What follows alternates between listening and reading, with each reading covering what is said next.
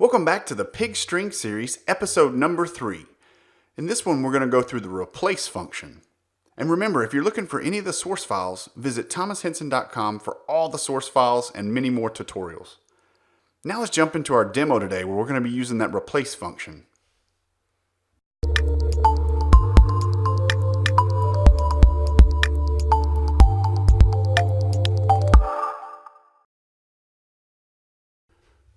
For today's walkthrough, we're going to use a different data set than our first two episodes. We're actually going to use some Apache log files. As you can see, our Apache log files are located in the Pig examples folder. And the data consists of an IP address, a time date stamp, and then a GET request, and it pulls back whether it's a code 200 or 400. You can see that it's just a standard Apache log file. What we're going to do is we're going to use the replace function to maybe pull out a time date stamp and make it a little bit prettier. So I'm going to jump into the Pig development area. You can see I've already started to load my data. So I've loaded our Apache log files and I'm just pulling them down into 4 different fields. And we're having to use the space. So everywhere where we see a space, we'll actually call that a field. So I've only pulled out 4 fields because we're just looking for that time date. And then when we dump our variable, A, you can see we're given the IP address and then we've still got 2 hyphens there. And then we've got the date, but the date's not really in a pretty format. What can we do to pull out the time date stamp a little bit better?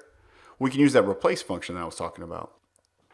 And so now what we need to do is we've got our data loaded in A and we just need to create a for each.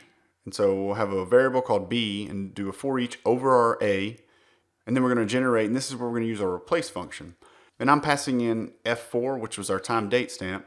And I'm saying, hey, the current state of it is there's a bracket. What we want to replace it with is an empty character. And so let's look at this just a different way, just so we have a good understanding. Imagine that we weren't trying to replace a bracket, we're just trying to replace a word. So let's just say that the word was cat.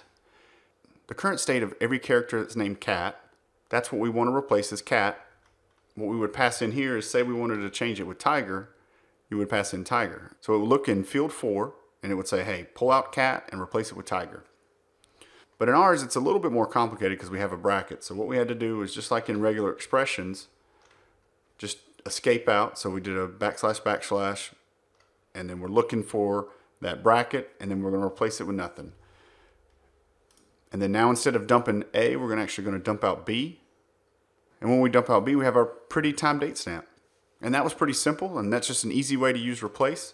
I hope you'll tune in for the next episode where we'll go through another string function. And as always, check out thomashenson.com for all your Hadoop and Pig needs.